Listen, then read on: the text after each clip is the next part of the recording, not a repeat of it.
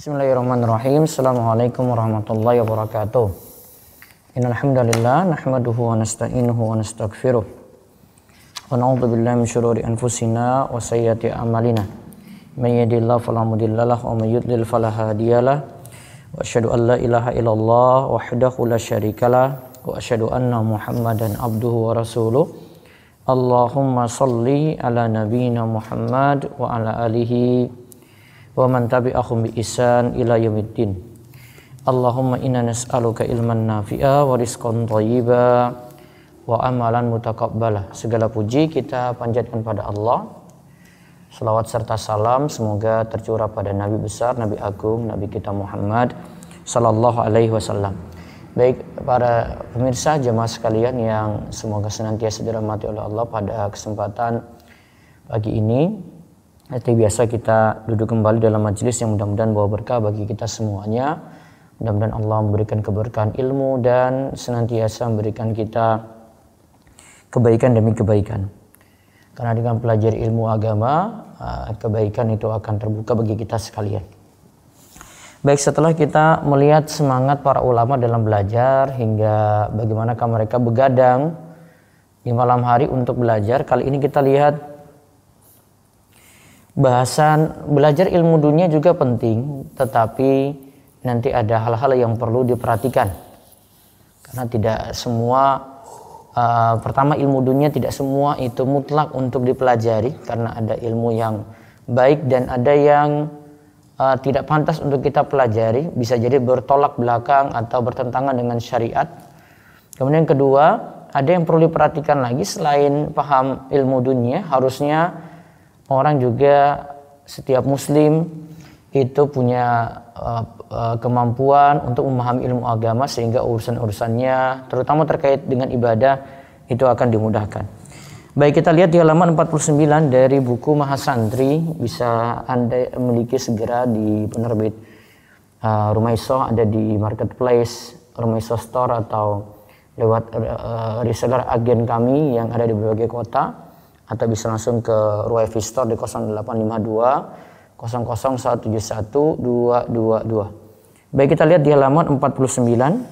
Ilmu dunia juga penting, tapi yang dipuji tetaplah ilmu agama. Jadi yang dipuji dalam dalil, yang disanjung, yang kita kemarin lihat keutamaan-keutamaannya yang dimaksudkan adalah tetap ilmu agama. Ya. Baik, dibaca. Seringkali kita mendengar pertanyaan, mengapa harus dibeda-bedakan antara ilmu agama dengan ilmu dunia? Bukankah keduanya berasal dari bersumber dari ilmu Allah? Bukankah ilmu dunia juga penting dipelajari untuk kemaslahatan kaum muslimin? Demikian pula kita dapati sebagian orang yang menyampaikan dalil-dalil tentang keutamaan ilmu, baik dari dalil Al-Quran maupun As-Sunnah, namun untuk mendorong orang agar semangat belajar dan meraih ilmu dunia. Ya, kalau kita perhatikan dalil-dalil tentang keutamaan ilmu, baik dari Al-Quran maupun As-Sunnah, itu mendorong agar semangat belajar dan meraih ilmu dunia tetap ada gitu. Ya, coba kita lihat Rasulullah SAW tidak lebih tahu tentang ilmu dunia dibandingkan para sahabatnya. Nah, tentang hal ini kita akan lihat bagaimana Nabi SAW menyerahkan urusan dunia kepada ahlinya. Ya, ada yang pakar terkait dengan tanaman, ya sudah, serahkan pada pakarnya. Ada yang memang pakar dalam hal medis, ya serahkan pada hal medis. Nabi SAW serahkan pada pakarnya di sini. Kita lihat di antara buktinya. Di antara buktinya adalah hadis dari Anas tentang mengawinkan kurma. Suatu ketika Nabi SAW melewati sahabatnya yang sedang mengawinkan kurma. Lalu beliau bertanya, "Apa ini?" Para sahabat menjawab, "Dengan begini kurma jadi baik, wahai Rasulullah." Beliau SAW lalu bersabda, "Lau lam taf'alu la soluha." Seandainya kalian tidak melakukan seperti itu pun, niscaya kurma itu tetaplah bagus. Ya, ini tentang masalah apa? Tadi sahabat ada yang mengawinkan kurma, kemudian Nabi SAW itu tegur. Ya, lau lam taf'alu la soluha. Ya, seandainya kalian tidak melakukan seperti itu pun, sebenarnya kan bisa tetap kurma itu jadi bagus. Nah, ini cuma perkataan dari Nabi. Namun Nabi SAW sebenarnya tidak melarang para sahabat untuk melakukan perkawinan kurma tadi. Setelah beliau berkata seperti itu, mereka lalu tidak mengawinkan kurma lagi, namun kurmanya justru menjadi jelek. Nah, ketika mereka dengar perkataan Nabi SAW tadi, mereka hentikan perkawinan kurma lagi, akhirnya hasil kurma menjadi jelek. Lalu ketika melihat hasilnya seperti itu, Nabi SAW bertanya. Nabi SAW lihat, oh ini kok sekarang keadaan jadi jelek.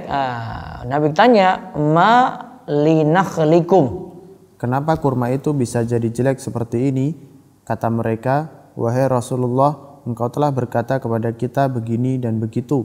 Kemudian beliau SAW bersabda, Antum a'lamu bi amri dunyakum. Antum a'lamu bi amri dunyakum. Kamu lebih mengetahui urusan duniamu. Nah, hadis riwayat Muslim. Artinya di sini harusnya sahabat tidak usah dengar perkataan Nabi terkait dengan tanaman tadi. Tadi Nabi cuma seperti berkata saja gitu. Bukan berarti Nabi SAW itu melarang. Jadi Nabi bukannya nanti kalau dibiarin gitu saya tahu bagus. Dengan kalimat ini mereka kira Nabi SAW itu melarang. Akhirnya mereka tidak lakukan perkawinan kurma lagi. Terus hasilnya tidak bagus. Nah, kemudian baru Nabi SAW katakan, antum a'lamu bi umuri dunyakum.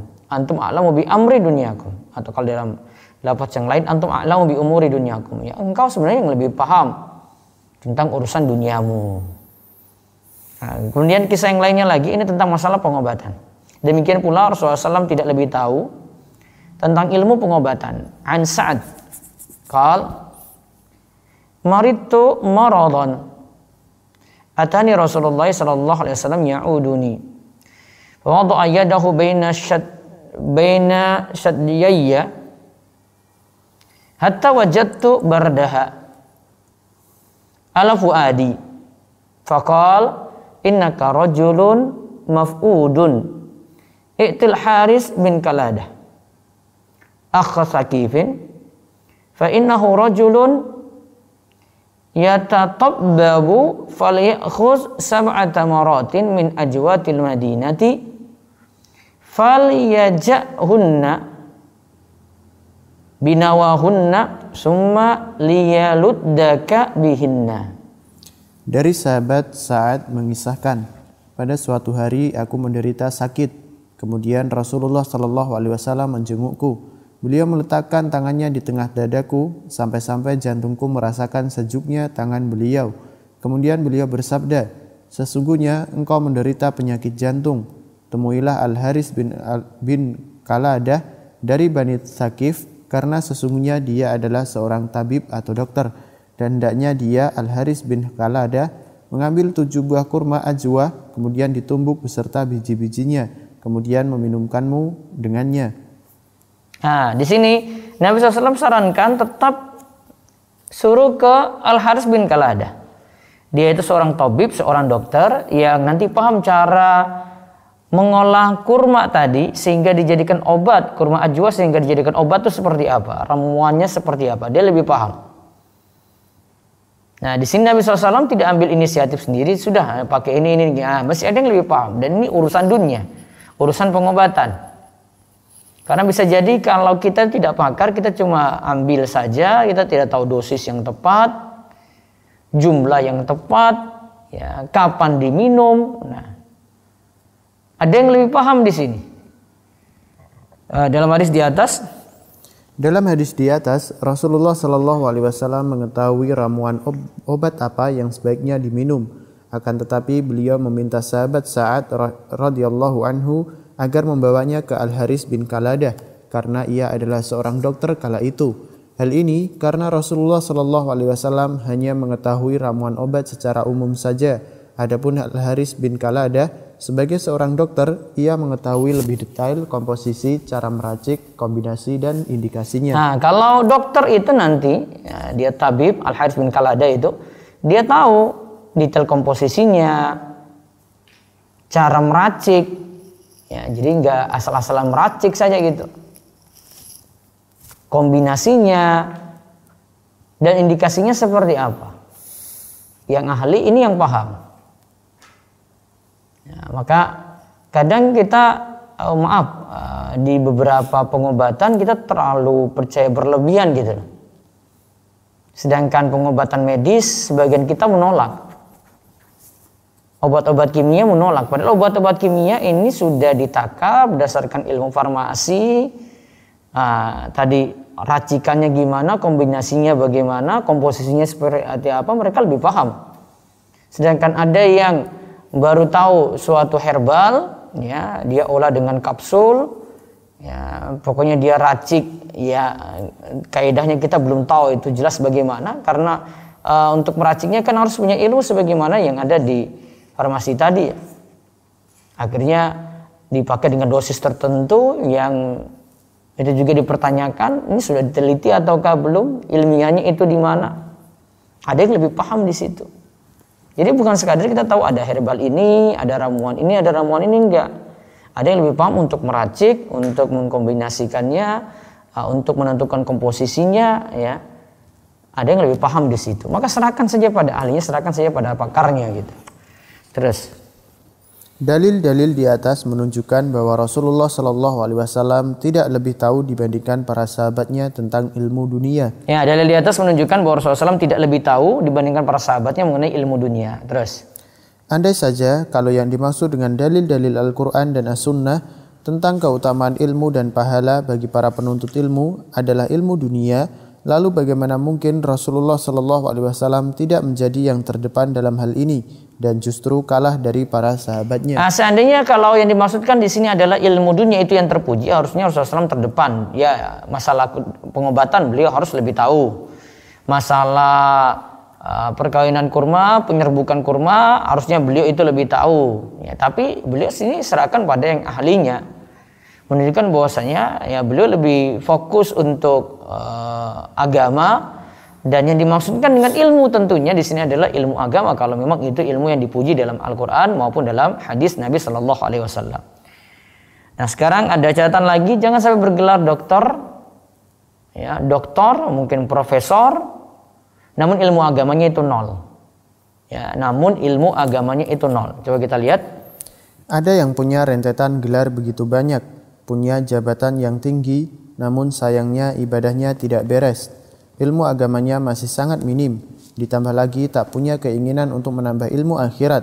Beda dengan ilmu dunianya yang terus dikejar bahkan sampai ke ujung dunia.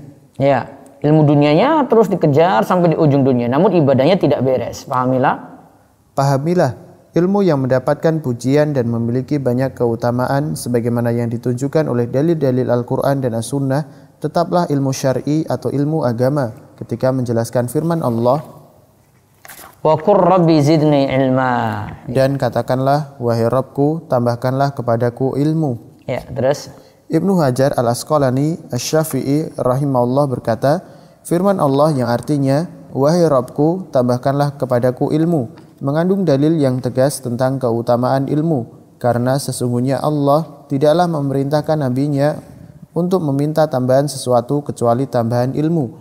Adapun yang dimaksud dengan kata ilmu di sini adalah ilmu syar'i, yaitu ilmu agama, yaitu ilmu yang akan menjadikan seorang muslim yang terbebani syariat mengetahui kewajibannya berupa masalah-masalah ibadah dan muamalah, juga ilmu tentang Allah dan sifat-sifatnya, hak apa saja yang harus dia tunaikan dalam beribadah kepadanya dan menyucikannya dari berbagai kekurangan. ya di sini kalau kita lihat bukan ilmu dunia yang Allah perintahkan untuk tambah, tapi di sini adalah ilmu syar'i, ilmu agama. Seperti pada ayat surat Thaha ayat 114, wa qur rabbi zidni ilma. Katakanlah wahai Muhammad, wahai Rabbku, zidni ilma. Tambahkanlah aku ilmu. Jadi masukkan sini kata Ibnu Hajar Al-Asqalani, ilmu yang dimaksud sini adalah ilmu syar'i. Tambahkanlah kepadaku ilmu syar'i itu. Maksudnya ketika dia mohon dalam doa seperti itu. Ya, adapun tambahan ilmu di bawahnya lagi.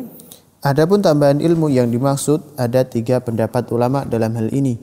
1. Tambahkanlah ilmu tentang Al-Quran. 2. Tambahkanlah kepemahaman. 3. Tambahkanlah hafalan. Terus pendapat pertama di atas dari Maqatil, sedangkan pendapat ketiga dari Ats-Tsalabi. Demikian disebutkan dalam Jazul Masjid. Apa di sini yang dimaksudkan tambahan ilmu? Yang pertama, tambahkanlah ilmu tentang Al-Quran. tambahkanlah ilmu tentang Al-Quran. Terus pendapat yang kedua katakan tambahkanlah kepahaman, artinya biar paham pada ilmu tadi. Yang ketiga tambahkanlah hafalan. Ya, ini dimaksudkan pada ayat tadi Rabbi zidni ilma. Berarti kita artikan ya Allah tambahkanlah aku ilmu tentang Al-Quran, ya Allah tambahkanlah pemahaman, ya Allah tambahkanlah hafalan gitu. Nah terus gelar banyak, sholat saja nggak becus. Dibaca. Terdapat dalil-dalil yang menunjukkan celaan bagi orang yang hanya pandai dalam ilmu duniawi, namun lalai terhadap urusan akhirat atau ilmu syar'i. Inilah kondisi mayoritas kaum muslimin saat ini ketika ilmu agama sudah benar-benar terlupakan dari perhatian mereka. Allah berfirman, nah ini dalil yang menunjukkan kalau orang cuma pentingkan masalah dunia, ilmu dunia, ngejar gelar, ya, namun lupa untuk mempelajari ilmu agama.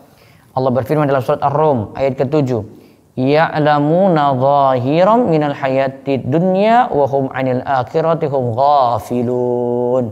Mereka hanya mengetahui yang lahir saja dari kehidupan dunia, sedang mereka tentang kehidupan akhirat adalah lalai.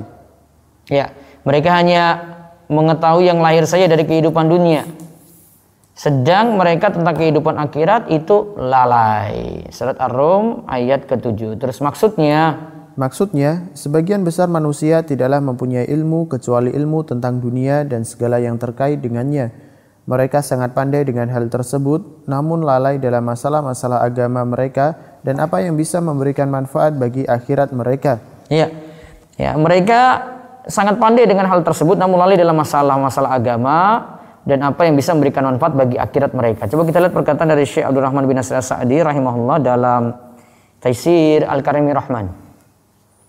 Syekh Abdul Rahman bin Nasir As-Sa'di rahimahullah berkata, sungguh mengherankan ada yang begitu brilian dalam ilmu atom, listrik, bahkan mereka ialah ahli dalam bidang transportasi darat, laut, dan udara. Kebriliannya begitu mencolok. Mereka terlihat sangat pandai dalam ilmu keduniaan tadi. Mereka pandang dengan takdir Allah yang lain tak secerdas mereka.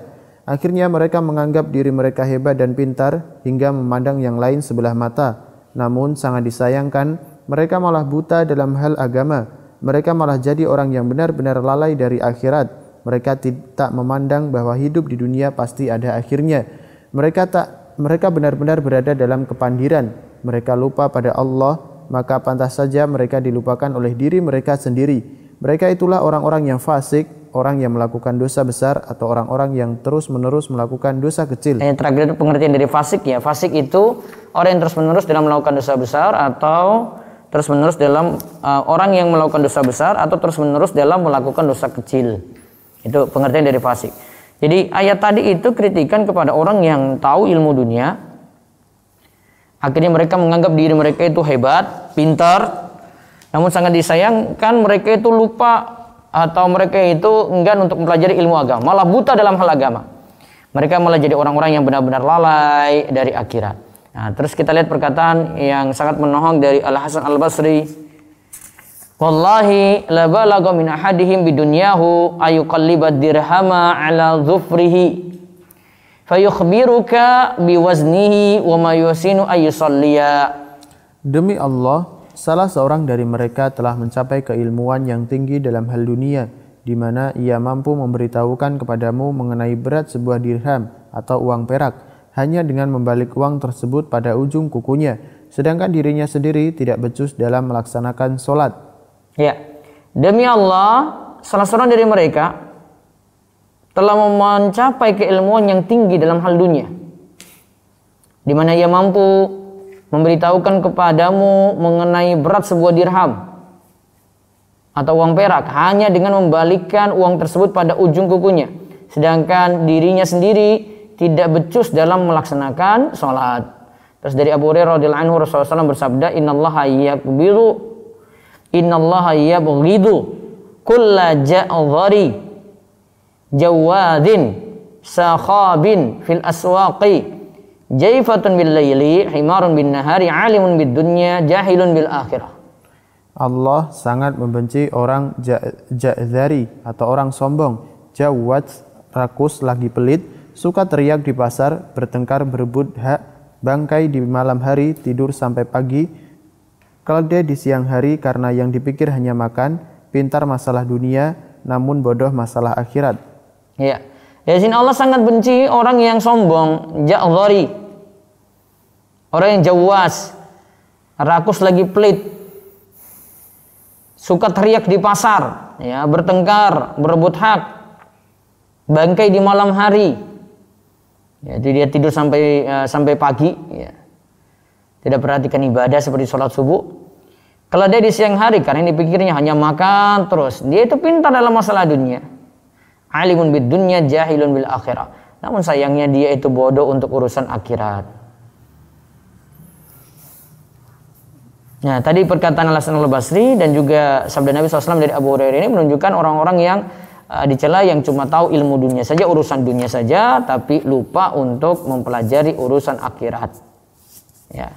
Untuk masalah tadi kalau Imam Al-Hasan Al-Basri tadi sebut, ia mampu memberitahukan kepadamu berat sebuah dirham itu cuma pakai kukunya saja, cuma pakai ujung kukunya saja. Sedangkan dirinya untuk masalah sholatnya tidak becus, tidak benar, dia tidak bisa mengerjakan sholat dengan baik.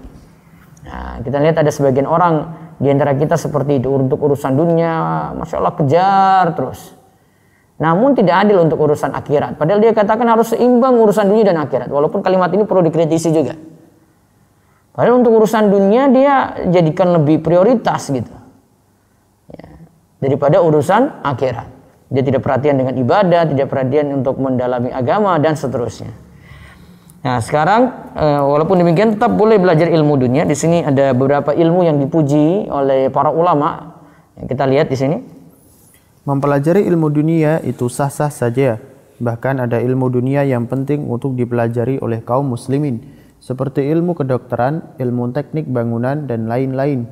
Para ulama pun tidak menutup mata dengan kenyataan ini dan memotivasi umat Islam untuk menuntut ilmu yang bermanfaat bagi kaum muslimin secara luas. Imam Syafi'i rahimahullah berkata, ini tentang keutamaan ilmu kedokteran ini ya, pengobatan. La taskunanna baladan la yakunu fihi alimun yuftika an dinik wala tabibun yumbi'uka an amri badanik. Janganlah sekali-kali engkau tinggal di suatu negeri yang tidak ada di sana ulama yang bisa memberikan fatwa dalam masalah agama, dan juga tidak ada dokter yang memberitahukan mengenai keadaan atau kesehatan badanmu. Iya, janganlah sekali-kali engkau tinggal di suatu negeri yang tidak ada di sana ulama yang memberikan fatwa dalam masalah agama. Artinya tidak ada tempat untuk bertanya ilmu syar'i. Dan juga tidak ada dokter yang memberikan memberitahukan mengenai keadaan kesehatan badannya. Itu yang membantu kita agar hidup sehat. Kalau tidak ada seperti itu, di sini sangat disayangkan sekali. Terus Imam Syafi'i juga berkata, la a'lamu ilman ba'dal halali wal harami an bala min at-tibbi illa anna ahlal kitabi qad ghalabuna alaih. Saya tidak mengetahui sebuah ilmu setelah ilmu halal dan haram yang lebih berharga, yaitu ilmu kedokteran, akan tetapi ahli kitab telah mengalahkan kita. Ya, saya tidak mengetahui sebuah ilmu setelah ilmu halal dan haram. Ya, yang lebih berharga yaitu ilmu kedokteran, akan tetapi ahli kitab telah mengalahkan kita. Terus Imam Syafi'i bahkan menyesal kepada kelalaian umat Islam terhadap ilmu medis, sehingga beliau mengatakan dhayya'u sulusal ilmi wa wakaluhu ilal yahudi wan nasara. Umat Islam telah menyia-nyiakan sepertiga ilmu dan menyerahkannya kepada umat Yahudi dan Nasrani. Nah, di sini saran dari Imam Syafi'i juga ilmu dunia dikuasai pula, biar tidak diserahkan pada Yahudi yang pakar ataupun Nasrani yang pakar. Terus dalam salah satu kumpulan fatwa disebutkan oleh guru kami Syekh Saleh bin Fauzan bin Abdullah Fauzan, yaitu dalam Al-Muntaqa. Ini ada di Maktabah Syamilah. Pernah ditanya, ya, coba lihat, baca sebagian pemuda muslim. Sebagian pemuda muslim punya kecenderungan untuk serius mempelajari ilmu pengetahuan umum seperti ilmu kedokteran atau aktif dalam penelitian-penelitian modern lainnya. Katanya, mereka bertekad untuk mengurangi ketergantungan kaum muslimin kepada orang kafir dan musyrik. Bagaimana pendapat Anda tentang fenomena tersebut? Nah, ini sebagian tanya, ada sibuk belajar ilmu dunia agar kaum muslimin itu tidak bergantung pada orang kafir dan orang musyrik. Nah, coba lihat catatan dari Syekh Shalih Al-Fauzan.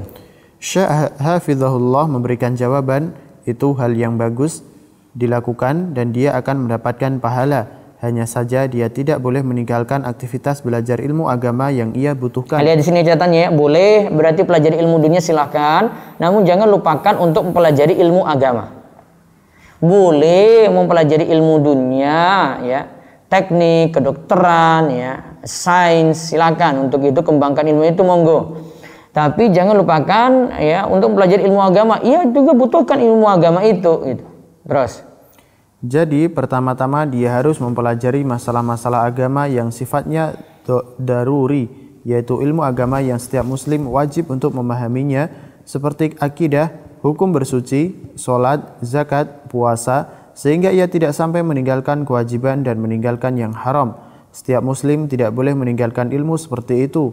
Jika seseorang serius mempelajari ilmu kedokteran dan semacamnya dari ilmu dunia sementara ia tidak mengetahui ilmu agama yang wajib dipelajari, maka tentu saja tidak boleh. Ya, setiap muslim tidak boleh meninggalkan ilmu seperti itu. Jika seorang serius mempelajari ilmu kedokteran dan ilmu dunia yang lainnya, sementara ia tidak mengetahui ilmu agama yang wajib dipelajari, maka tentu saja tidak boleh. Maka jangan lupa mempelajari ilmu agama. Jangan sampai ilmu kedokteran, ilmu tekniknya tinggi sampai gelar doktor, profesor, namun cara sholat saja tidak memahami sampai saat ini. Nah, itu yang disayangkan oleh Syekh Saleh bin Fauzan bin Abdillah Al-Fauzan.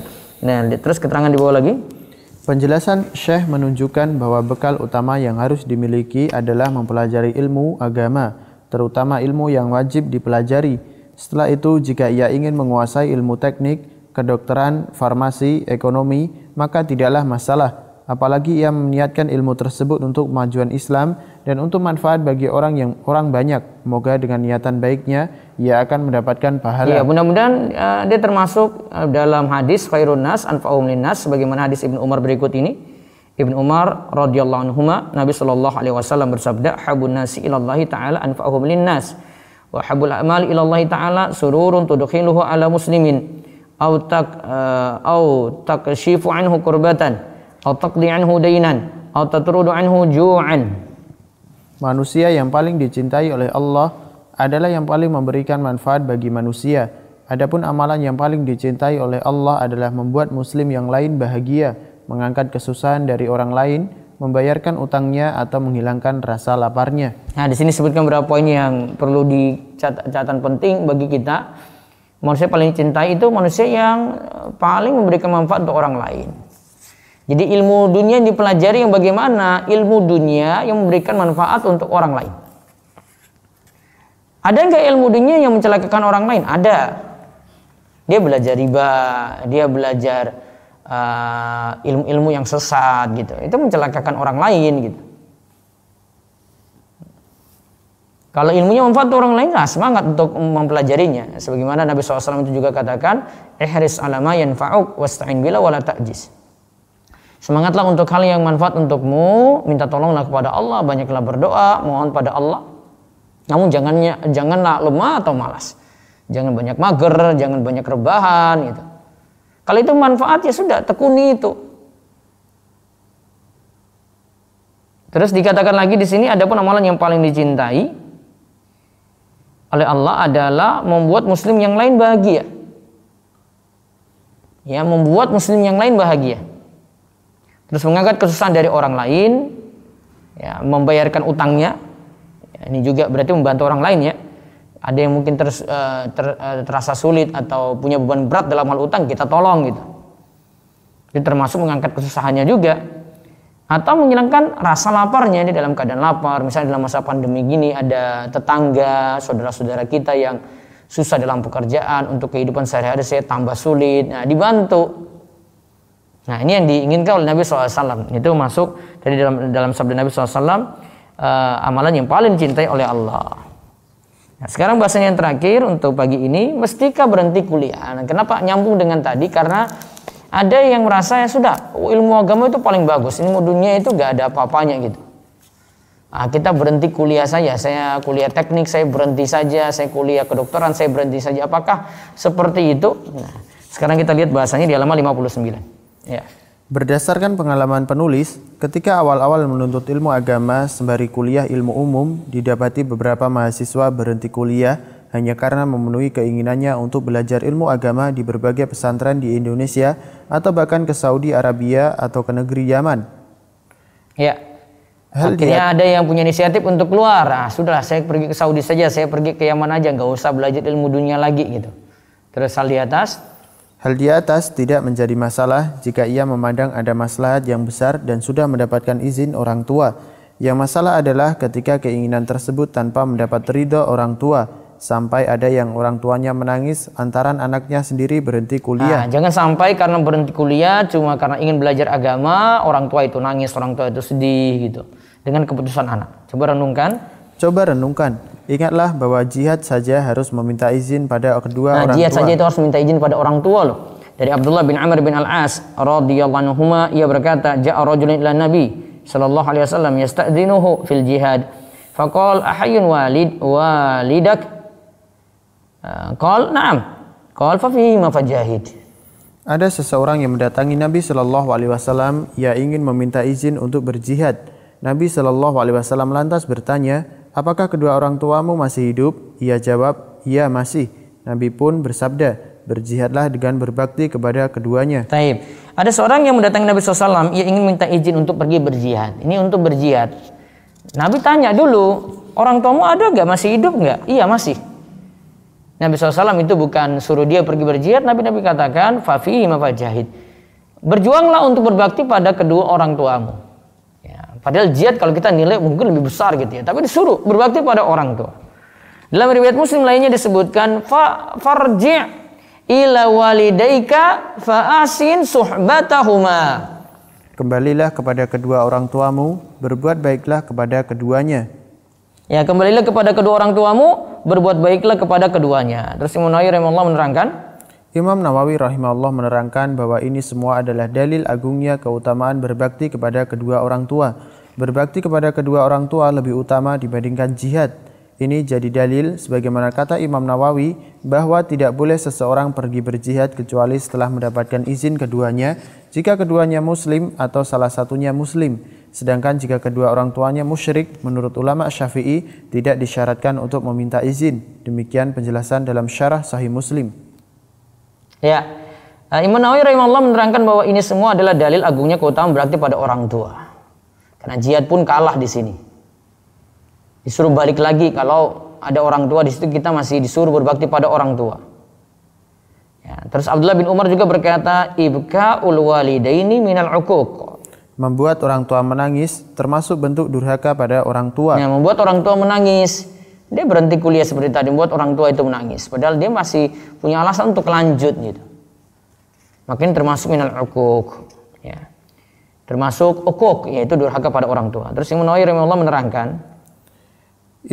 menerangkan bahwa uququl walidain, durhaka kepada orang tua adalah segala bentuk menyakiti keduanya. Taat kepada orang tua itu wajib dalam segala hal selain pada perkara maksiat. Menyelisih perintah keduanya juga termasuk durhaka. Di sini sebut uququl walidain itu standarnya apa? Segala bentuk menyakiti kedua orang tua. Segala bentuk menyakiti kedua orang tua. Taat kepada orang tua itu wajib. Ya, wajib dalam segala hal selain pada perkara maksiat. Nah, menyelisih perintah keduanya juga termasuk durhaka. Terus perintah orang tua tetapi diikuti selama bukan perintah bermaksiat.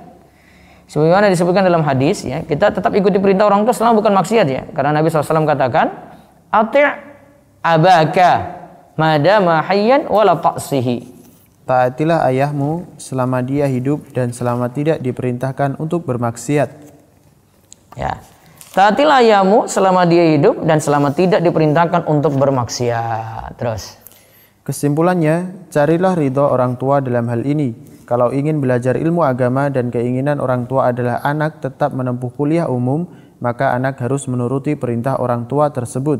Berarti ia tetap melanjutkan kuliah untuk membahagiakan kedua orang tuanya. Namun jangan lupa untuk tetap mempelajari ilmu agama, mulai dari yang penting untuk dipelajari. Nah, kesimpulannya tetap cari ridho orang tua dulu. Dia kalau mau berhenti kuliah tetap minta pertimbangan orang tua bagaimana gitu. Kalau memang orang tua tidak menginginkan dia untuk belajar di pondok, untuk belajar di pesantren, untuk lanjut kuliah, kuliah agama misalnya ya, maka dia konsen saja belajar ilmu dunia sembari atau sambil dia mempelajari ilmu agama, bagi waktu sekarang. Nah, ini tujuan buku ini disusun seperti itu karena kami berdua yang menulis buku ini sama-sama punya background ilmu dunia, tapi berusaha untuk tetap mempelajari ilmu agama. Nah, ini buku ini nanti isinya itu berbagi. Oh, ini caranya seperti ini loh manajemen waktunya.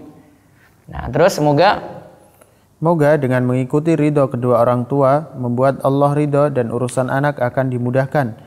Cita-citanya pun mudah tercapai, kuliahnya pun bisa sukses. Nah, mudah-mudahan karena ikut ridho orang tua, malah urusan dunia dapat, nanti untuk belajar agama juga dapat di situ. Dari Abdullah bin Umar radhiyallahu anhu, ia berkata, ridha Rabbi fi ridhal walidain wa sakhatu Rabbi fi sakhatil walidain. Ridha Allah tergantung pada ridha orang tua dan murka Allah tergantung pada murka orang tua. Ya, di sini hadisnya riwayat Bukhari dalam Adabul Mufrad. Para ulama ada beda pendapat, ada yang katakan di sini mauquf, yaitu sampai sahabat, berarti perkataan Ibnu Umar saja. Ada yang katakan ini sampai pada Nabi Shallallahu Alaihi Wasallam. Nah, jadi di sini cari ridho orang tua, karena kalau kita dapat ridho orang tua, kita dapat ridhonya Allah. Tentu urusan kita akan dimudahkan. Namun kalau kita buat murka orang tua, nah, datanglah murka Allah ketika itu. Dari Abu Hurairah, Rasulullah Shallallahu Alaihi Wasallam bersabda, salatu da'awatin yustajabu lahunna la syakka fihinna. Da'watul mazlum wa da'watul musafiri wa da'watul walidi liwaladihi. 3 doa yang mustajab yang tidak diragukan lagi, yaitu doa orang yang dizalimi, doa orang yang bepergian atau safar, dan doa baik orang tua pada anaknya. 3 doa yang mustajab yang tidak diragukan lagi, yaitu doa orang yang dizalimi, doa orang yang pergian atau safar, dan doa baik orang tua pada anaknya. Jadi kalau ingin urusan mudah, cari ridho orang tua, biar orang tua doakan kita dalam kebaikan. Wallahu a'lam bishawab. Ini yang kita bahas pagi ini. Insya Allah besok pagi kita bahas tentang adab kepada guru. Ya, mulai dari memilih guru,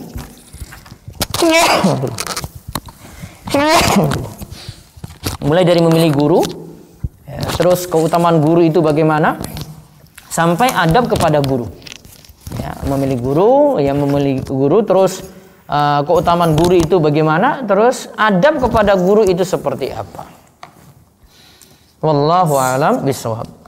Nanti bagi pemirsa sekalian, jamaah sekalian, ada yang ingin ikut bahasa Arab, sudah ada pendaftarannya. Kita buka dulu lewat Google Form sebelum masuk nanti di website. Nanti pelajarannya lewat website. Ya, sudah sangat advance sekali website tersebut, membantu untuk belajar dalam waktu singkat. Insya Allah 50 pertemuan, mudah-mudahan buku Al-Muyassar Al-Kafi segera miliki. Insya Allah hari Senin depan setelah kajian ini saya langsung beralih ke majelis bahasa Arabnya dari jam 6:30 sampai jam 7. Kemudian bagi yang mau ikut juga kajian terkait dengan, kita masih melanjutkan buku Mas Santri sebenarnya, Adab Menuntut Ilmu. Buku ini bagus sekali dipelajari. Ya, saya tidak banyak sarah atau penjelasan untuk buku ini, cuma baca matannya dan penjelasan-penjelasan singkat. Ta'limul Muta'allim. Ya, Ta'limul Muta'allim ini karya Imam Az-Zarnuji. Silahkan dimiliki, nanti bisa ikut di grup Telegram, ada channel, itu channel publik ya. Bisa dicari dengan kata Ngaji Kitab Umat, Ngaji Kitab Umat.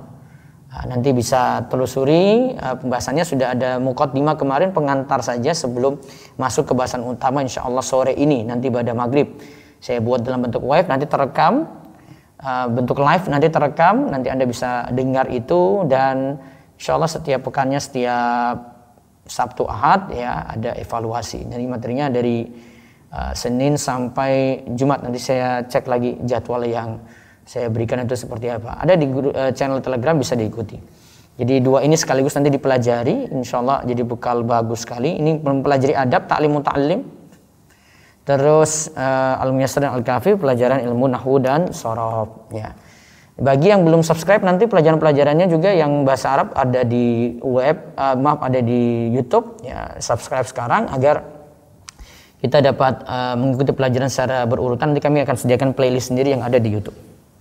Baik, demikian silakan jika ingin bertanya yang di chat Zoom dulu, monggo. Bismillah, baik Ustadz, Anda bacakan pertanyaan lewat chat terlebih dahulu. Assalamualaikum warahmatullahi wabarakatuh. Ya, waalaikumsalam warahmatullahi wabarakatuh.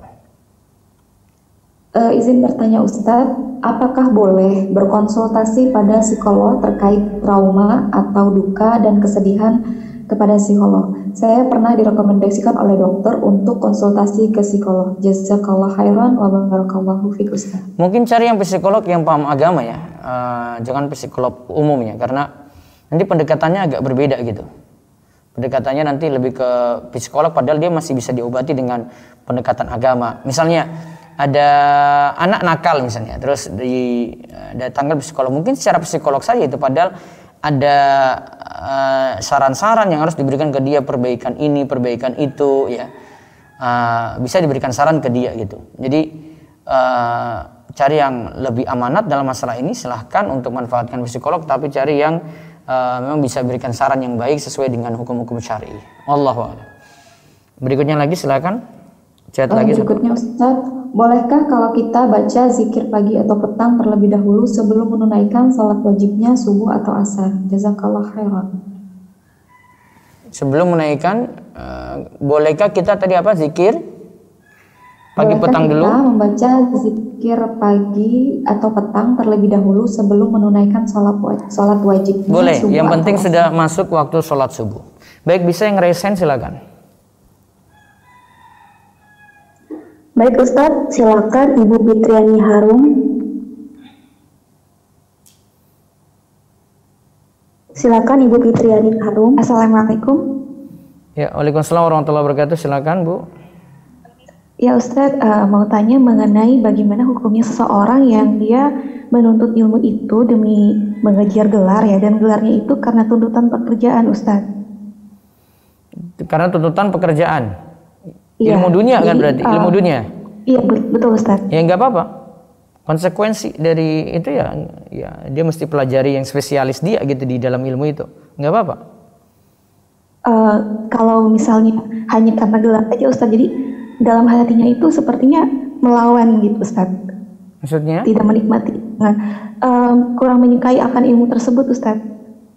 Tapi ilmunya jadi, masih manfaat kan? Itu ilmunya ini sih Ustadz ya. Kalau ya seperti ada filsafatnya gitu Ustadz. Tapi karena gelarnya itu harus sesuai dengan pekerjaan gitu Ustadz.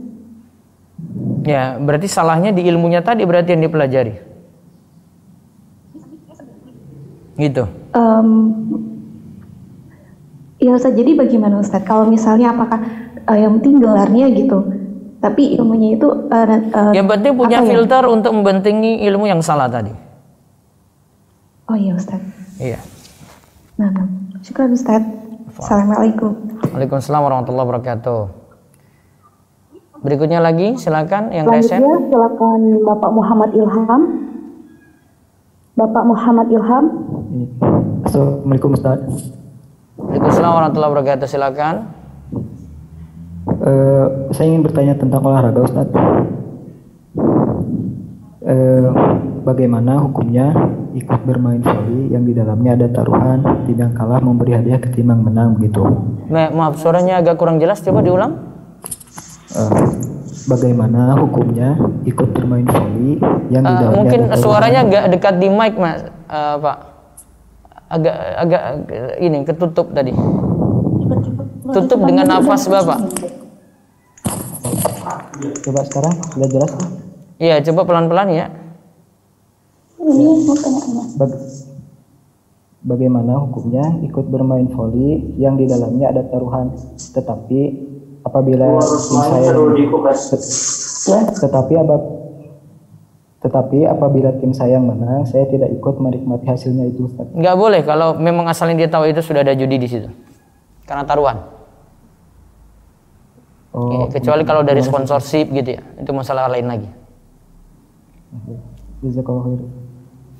Waalaikum. Baik, berikutnya lagi yang resen silakan. Silakan Ibu Sylvia Haidir. Assalamualaikum Ustaz. Waalaikumsalam warahmatullahi wabarakatuh.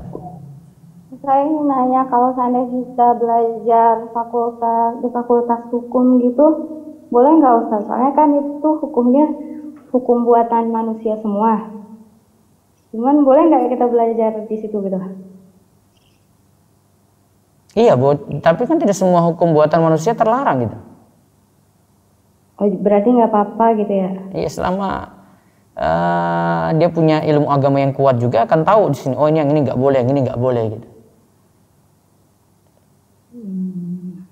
Soalnya kan itu nanti berarti target pekerjaannya biasanya kan kalau nggak hakim, jaksa atau pengacara, berarti dia memutuskan sesuatu itu kayak kalau di Indonesia kan tidak ditetapkan hukum syariat gitu, kalau orang mencuri harus potong tangan, tapi dia kan menyesuaikan dengan hukum yang ada di negara, berarti nggak masalah gitu. Dia menetapkan bukan sesuai dengan hukum agama. Bukan seperti itu bahasannya, karena tidak selamanya juga dia menghalalkan itu ya. Ini masalah lain lagi di sini bahasannya ini. Jangan terlalu melebar ke bahasan itu. Ini terlalu melebar banget ini, Bu.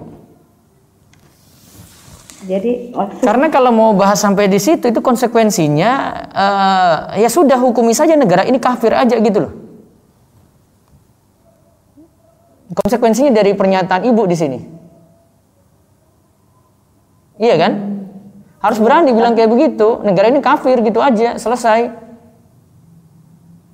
Berarti kalau kita ngambil kuliah hukum, konsekuensinya kalau kita jadi mengambil profesi sekarang profesinya sesuaikan gitu, karena nggak semua hakim jadi salah ya. Kalau dia membela yang benar gimana coba?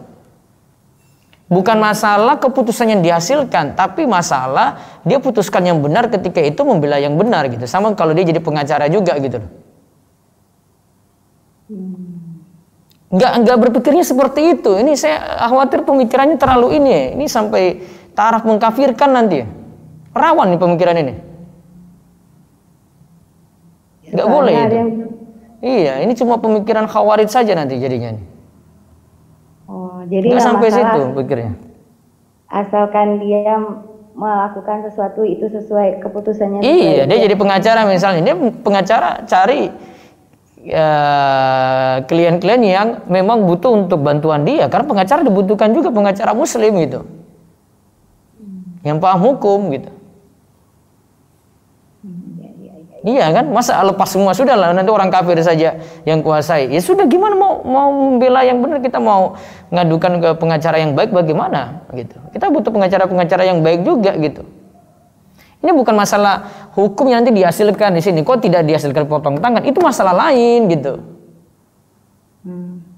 Ini masalah lain lagi. Ini sekarang kan tanya pekerjaan, dia kerja di mana kan? Jangan merembet sampai di situ. Jadi kalau selama di negara itu ditetapkannya hukumnya kayak begini gitu, selama dia memutuskannya sesuai dengan yang benar, berarti nggak masalah ya Ustaz? Iya. Selama dia tidak menentang hukum Islam gitu aja gambarannya. Ini bukan menghalalkan ya, tapi ini sudah kita berada di suatu lingkungan yang sudah menerapkan seperti itu gitu loh. Ya kalau mau kayak gitu ya sudah pindah ke negara yang terapkan kayak gitu aja gitu, terus tinggal di sana gitu. Sama satu lagi boleh nggak Ustaz? Iya. Kan orang tua pernah berhubungan dengan masalah hukum tentang tanah wilayah lah judulnya, itu sampai bersengketa sampai ke Mahkamah Agung. Cuman untuk mengeluarkan surat segala macam kita itu harus bayar, tapi bayarnya itu lewat belakang lah gitu, supaya surat itu bisa keluar. Itu tuh jatuhnya kita nyogok nggak gitu? Soalnya, ya nyogok. Kalau seandainya nggak bayar, surat itu nggak keluar gitu. Ya itu makanya di sini tadi kembali ke masalah yang ditanyakan di awal. Coba kalau nggak ada muslim yang benar di situ juga, itu tetap regulasi itu berlaku terus tuh. Berarti iya. menurut saya surat itu kita butuh gitu. Cuman nah ini masalah lain ya. Tapi saya mau mengkritisi tadi dari awal nih. Coba kalau nggak ada yang muslim ini dan nggak ada yang paham hukum syari, ya kayak gini terus regulasi di negara kita tuh, sogok terus tuh. Tapi coba kalau ada yang paham, kan dari yang berkuasa, yang jadi hakim, yang punya aturan, mereka ubah tuh. Ini untuk berpikir dulu ya. Sehingga dari awal saya kurang setuju gitu. Kalau sudah nggak usah jadi pengacara, nggak usah jadi hakim. Karena kita butuhkan mereka juga.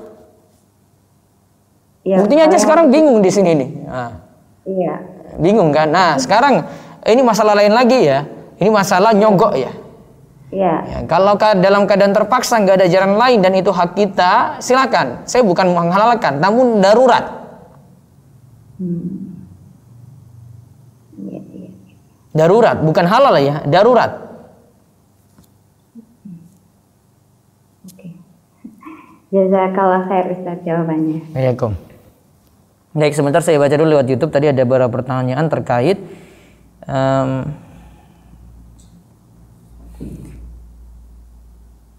ini. Bagaimana hukum mempelajari ilmu bahasa Inggris bidang penerjemahan? Apakah ilmu tersebut termasuk ilmu yang penting ya dan bisa mendapat pahala dengan pelajarinya? Kalau selama ilmu tadi khairun nasi anfa'uhum linnas, tadi yang kita bahas ya, jadi ilmu yang memberi manfaat pada orang lain, karena tanpa ada beberapa ilmu dalam misalnya ada beberapa penelitian atau kita dari bahasa Indonesia untuk menerjemahkan ke bahasa Inggris, untuk memuat penelitian ini dalam jurnal-jurnal butuh penerjemah ya. Untuk memahamkan juga bahasa asing juga ada ilmu-ilmu dari barat sana yang bisa kita ambil ilmu manfaat, butuh penerjemah juga. Kalau merasa itu manfaat, ya pelajari serius bidangi itu, jadi ahli di situ gitu. Wallahu a'lam. Nah ini pertanyaannya bagus nih.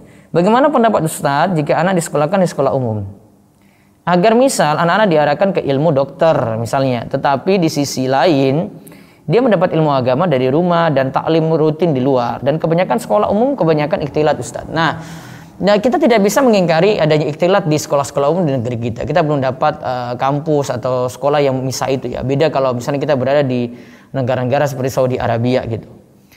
Nah, dengan keadaan saat ini kita butuh ya ahli kedokteran, ya engineering, ya sains yang pakar dalam beberapa bidang ilmu, tentu saja itu butuh. Kalau memang tidak ada jalan lain kecuali dengan jalan itu belajarnya, sudah tinggal nanti ketika di kampus mengurangi mudorot. Mudorotnya gimana? Pahamkan kepada anak, oh ini ikhtilat, jangan terlalu bergaul dengan laki-laki lawan jenis gitu misalnya. Nah itu harus diingatkan kalau memang itu dibutuhkan, dan tidak tercela untuk menyekolahkan anak di sekolah umum. Sebagaimana bahasan kita tadi, kita butuh ilmuwan-ilmuwan ya, pakar ya, para dokter ya, engineering, dan juga muslim yang paham agama gitu. Wallahu a'lam. Baik, satu lagi, bagaimana kita membagi waktu mencari ilmu syar'i dan ilmu dunia? Bagaimana agar istiqomah mengkaji ilmu syar'inya? Kuncinya pada manajemen waktu. Bagi waktu baik-baik gitu. Ada prioritas. Ada waktu kita belajar agama, ya konsen belajar agama gitu. Ada waktu kita untuk belajar ilmu dunia, kita belajar ilmu dunia. Tinggal waktunya kita mixkan, kita gabung gitu. Kapan untuk belajar ini, kapan untuk belajar itu. Ya, manajemen waktu ini yang nanti kita pelajari juga dalam buku Mas Santri ini ya. Nanti saya akan singgung di bagian-bagian akhir, ada manajemen waktunya gitu. Nah, ini cuma berbagi pengalaman aja ketika kami kuliah. Ya, kuliah umum ya, bisa belajar ilmu agama juga bisa gitu. Dan dapat hasil gitu. Bahkan teman-teman kami satu kos-kosan itu, ya dulu kami di Misfalah Thalabul Ilmi di Pogung gitu ya. Ya, semua belajar agama serius. Hasilnya ada gitu loh. Hasilnya ada, bukan hasil ilmu dunia saja, hasilnya untuk ilmu agama juga ada. Kemanfaatannya untuk orang lain juga ada. Wallahu a'lam. Baik, satu lagi lewat resen silakan. Silakan Bapak Wisnu Nandar. Baik, Assalamualaikum Ustaz. Waalaikumsalam warahmatullahi wabarakatuh. Semoga kesehatan dan kemudahan dalam segala urusan selalu berkah kepada Ustaz. Mohon sarannya Ustaz, manakah yang lebih utama antara memilih belajar di negara mayoritas penduduknya Nasrani dengan alasan lebih mudah untuk melakukan ibadah haji.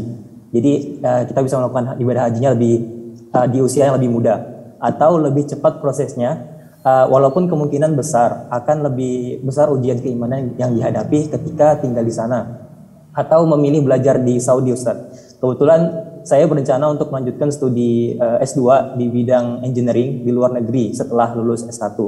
Kemudian pertanyaan kedua, apakah apply beasiswa itu merupakan kegiatan mengemis, padahal yang apply beasiswa bukan ya?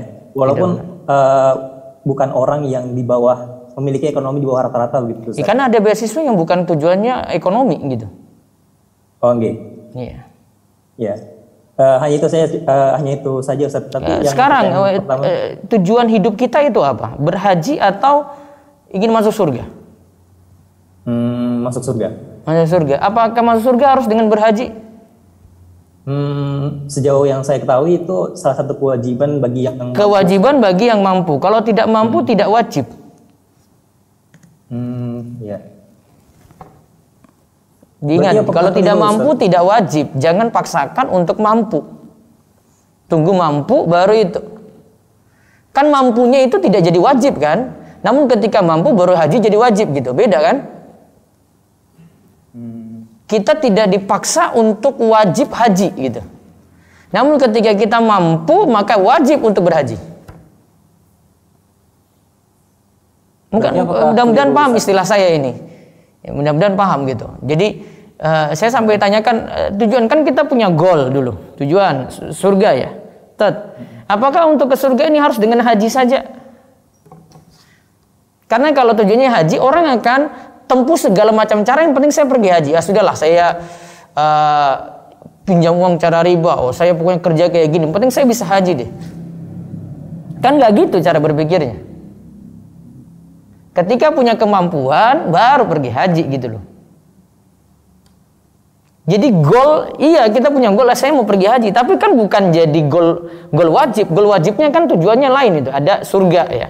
Kan kesana itu kan bukan hanya amalan haji saja. Karena amalan haji juga butuh syarat itu ketika mampu. Contoh masa pandemi ini sudah banyak yang harus berhaji untuk 2 tahun ini, nggak bisa berangkat juga. Wajib tuh sebenarnya mereka. Namun kendala, nggak bisa dipaksa itu. Jadi tolong paham istilah itu dulu ya. Mampu itu jadi syarat untuk berhaji. Namun untuk mampu itu tidak diwajibkan gitu. Karena tidak semua orang diwajibkan untuk kaya. Itu dulu dipahami. Karena kalau dari sini sudah tidak paham ya, nantinya dia akan tempuh segala cara, yang penting saya berhaji. Saya mau ambil talangan haji ya nggak apa-apa. Saya mau ngambil cara riba ya nggak masalah. Gitu. Walaupun tadi kalau bilang saya mau belajar ke Saudi ya monggo silakan gitu. Ya, monggo silahkan seperti itu. Bagus ini.